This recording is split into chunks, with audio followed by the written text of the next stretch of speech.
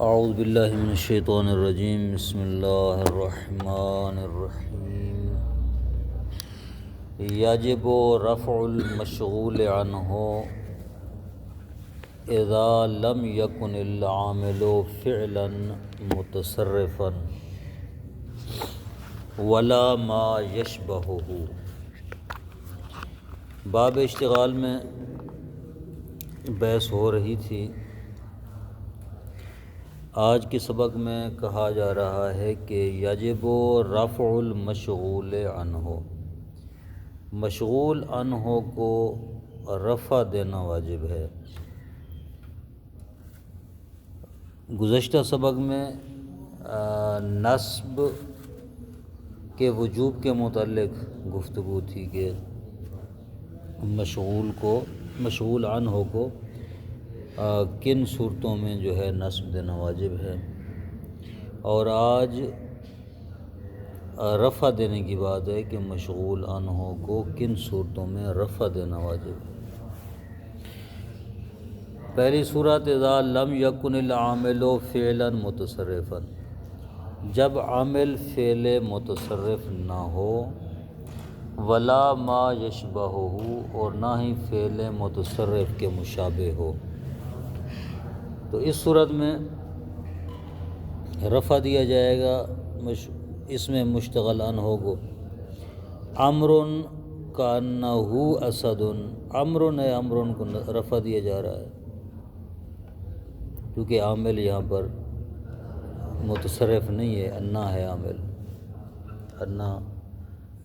حرف ہے، حروف مشبہ الفعل میں سے حرف متصرف نہیں ہوتا، جامد ہوتا ہے۔ زید علیک، زید ما احسنہ ولا وزید انا ضارب، تمام صورتوں میں جو ہے اس میں مشتغل عنہ پر رفع ہے۔ اذا وقع بعد اذا الفجائیت و واو الحال، دوسری صورت جہاں پر اس میں مشتغل عنہ پہ رفع واجب ہے جب اذا فجائیہ کے بعد آ جائے اور واو حال کے بعد، واو حالیہ کے بعد آ جائے، تو اس صورت میں رفع دینا واجب ہے اس میں مشتغل عنہ پر۔ جیسے دخلت البیت فَإِذَا الْوَلَدُ يُوَبِّخُهُ أَبُوهُ، تو اذا فجائیہ ہے فَإِذَا الْوَلَدُ، اذا فجائیہ کے بعد جو ہے مبتدا آتا ہے، کیونکہ اذا فجائیہ کو صدارت کلام چاہیے ہوتی ہے، اگر اس کے بعد جو ہے اس میں مشتغل عنہ مرفوع ہوگا وجوبی طور پر۔ سافرت والشعب ینہاہ الخطیب عن الحرب، واو حالیہ واو، سافرت والشعب، یہ جو واو حالیہ ہے اس کے بعد بھی اس میں مشتغل عنہ مرفوع ہوگا۔ اذا وقع قبل الفاظ لا يعمل ما بعدها فيما قبلها، جب ایسے الفاظ کے بعد، ایسے الفاظ سے پہلے آ جائے اس میں مشتغل عنہ جو جن کا ما بعد ان کے ما قبل، اپنے ما قبل میں عمل نہیں کرتا۔ پیچھے یہ بات گزری ہے، کہا گیا ہے کہ کچھ عامل اتنے طاقتور ہیں، قوی العمل ہیں کہ وہ اپنے ما قبل میں عمل کرتے ہیں، لیکن کچھ عامل وہ ہیں جو ضعیف ہیں، اپنے ما قبل میں عمل نہیں کرتے۔ اب بات یہ کہ اگر یہ اسم ایسے الفاظ سے پہلے آ جائے، یعنی اس کے بعد ایسا لفظ ہو کہ جو اپنے ما قبل میں عمل نہ کر سکتا ہو، پھر ظاہر ہے اس اسم مشتغل عنہ میں کوئی چیز عمل نہیں کرے گی، ٹھیک ہے، تو لہٰذا اس کے اوپر رفع پڑا جائے گا۔ آگے اس بات کی وضاحت کر رہے ہیں۔ فوائد الاولیٰ، پہلا فائدہ اس میں انہی عوامل کی بات کریں گے جو ما قبل میں عمل نہیں کر سکتے، یراد بالالفاظ التي لا يعمل ما بعدها فيما قبلها الادوات التي لها الصدارۃ، ان الفاظ سے مراد جن کا ما بعد ما قبل میں عمل نہیں کرتا وہ ادوات ہیں، التي لها الصدارۃ، جن کو صدارت کلام چاہیے ہے، صدارت کلام کا تقاضا کرتے ہیں،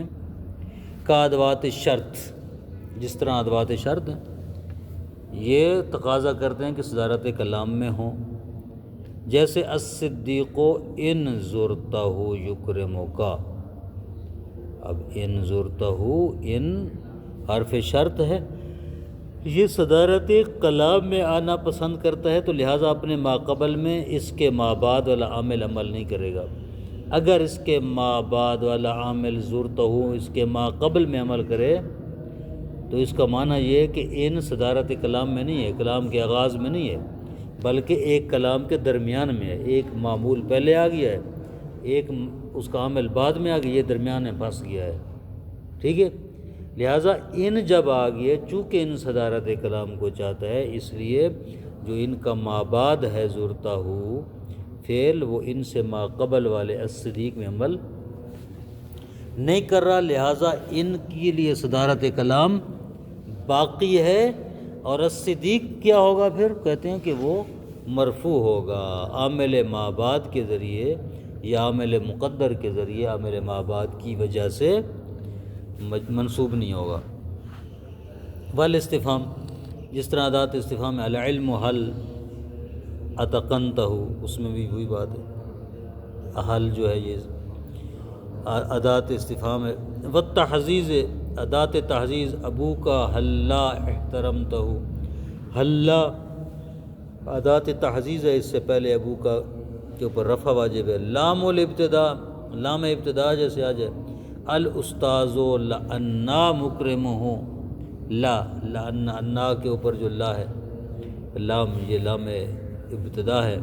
اس سے پہلے الاستاذ مرفوع ہے وجوبی طور پر۔ کم الخبریہ، کم جیسے کم خبریہ، الفقیر کم اعطیتہ، کم۔ والحروف المشبہۃ بالفعل، حروف مشبہ بالفعل جو ہے ان سے پہلے اگر اسم مشتغل عنہ آ جائے تو وجوبی طور پر مرفوع ہوگا، جیسے الکسلان انی عاقبتہ، ہوا کذالک الموصول، اس طرح اس میں موصول زید الذی ضربتہ یضربتہ۔ ان تمام موارد میں چونکہ ان الفاظ کو صدارت کلام چاہیے ہے، لہذا اس سے پہلے جو اسم آیا اس میں مشتغل عنہ وہ مرفوع ہوگا۔ الثانیہ، دوسرا فائدہ، اذا کان المشغول عنہ مرفوعا بعد الادوات المختصۃ بالاسم کان مبتدأ، جب اسم مشتغل عنہ مرفوع ہو ان ادوات کے بعد جو مختص ہیں اسم کے لیے مختص ہیں، تو کانا مبتدان، وہ اسم وہ مشغول عنہ مبتدا ہوگا۔ او بعد المختص بالفعل، اگر اسم مشتغل عنہ ایسے ادوات کے بعد آ جائے جو مختص ہیں فعل کے ساتھ، کانا فاعلا، تو وہ مشتغل عنہ فاعل ہوگا، اور نائب فاعل یا نائب فاعل ہوگا۔ وَيَتَرَجَّحُ الرَّفْعُ عَلَى الْفَاعِلِيَّةِ، اور رفع راجح ہے اس میں مشتغل عنہ پر فاعلیت کی بنیاد پہ، بعد الادوات، ان ادوات کے بعد جب یہ آئے، التی یغلب دخولها علی الفعل، جو غالباً فعل پر داخل ہوتے ہیں، تو اس وقت اس میں مشتغل عنہ پر رفع راجح ہے، بہتر ہے۔ وَإِلَّا فَيَتَرَجَّحُ الرَّفْعُ عَلَى الْإِبْتِدَاءِ، وگرنہ اگر ایسے الفاظ کے بعد نہ آئے جو غالباً فعل پر داخل ہوتے ہیں تو رفع واجب ہے، رفع راجح ہے اس میں مشتغل عنہ پر ابتدائیت کی بنیاد پر۔ واضح بات۔ یجوز رفع المشغول عنہ ونصبہ فی ما عدا المواضع التي تقدم ذکرها، جن مقامات کا ذکر ہوا ہے ان مقامات کے علاوہ آپ مشتغل عنہ پر رفع بھی پڑھ سکتے ہیں، نصب بھی، دونوں جائز ہیں مشتغل عنہ پر رفع اور نصب۔ یترجح نصب المشغول عنہ، اس میں مشتغل عنہ پر نصب پڑھنا راجح ہے، کب؟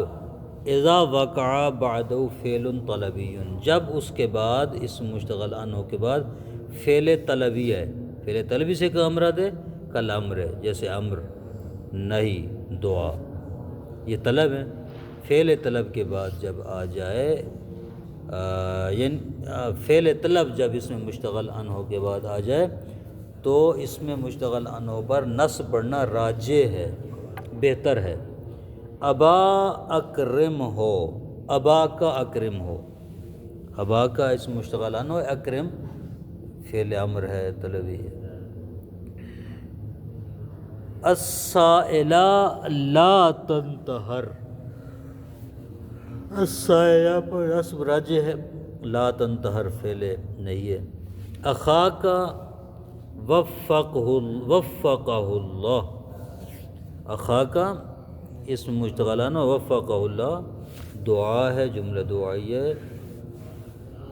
فوائد الاولی، پہلا فائدہ، لا فرق فی الطلب بین ان یکون بلفظ الانشاء کما رأیت او بلفظ الخبر نحو زیدا لا غفر اللہ لہ، طلب میں کوئی فرق نہیں ہے کہ وہ لفظ انشاء کے ذریعے طلب ہو، یعنی خود صیغہ امر ہو، صیغہ نہیں ہو، یا مطلب اس کی جو حیات ہے، حیات جملے کی جو حیات ہے وہ حیات طلب انشائی ہو، کما رہتا جس طرح کے پیچھے گزری ہے بات، او باللفظ الخبر، یا یہ انشاء ہو لیکن لفظ خبر والے ہوں اس میں، ہاں جملہ خبریہ بے معنی انشاء ہو تو اس صورت میں بھی نصب جو ہے وہ راجح ہے اس میں مشتغل عنہ پر، جیسے زیدن لا غفر اللہ لہ، یہاں زید لا غفر اللہ لہ، زید کو اللہ نے نہیں بخشا، لفظی معنی تو یہ بن رہا ہے کہ جملہ خبریہ ہے لیکن دعائیہ کلمہ ہے، چونکہ یہ جملہ دعائیہ ہے لہذا دعائیہ معنی کریں گے تو یوں کہیں گے زیدن لا غفر اللہ لہ، زید کے اللہ مغفرت نہ کرے، زید کو اللہ معاف نہ کرے، تو معنی اس کا انشاء والا ہے، ظاہراً جملہ جو ہے وہ جملہ خبریہ ہے۔ ولا فی الامر بین ان یکون بالصیغۃ و باللام، اور اس میں کوئی فرق نہیں ہے طلب میں امر کے متعلق کہ امر صیغہ امر ہو یا لام امر کے ساتھ اس کو امر کا معنی لیا گیا ہو۔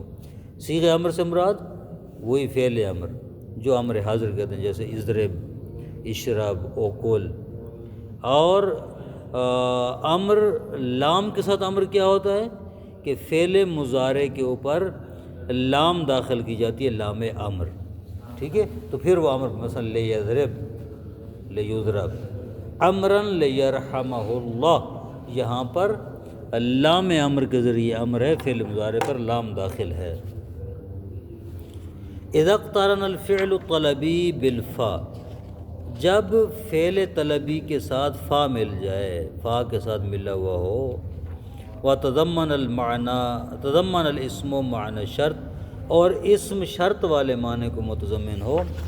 تو امتنع النصب، نصب ممنوع ہے، واجب الرفع، رفع واجب ہے۔ مثال کل من ینصر کا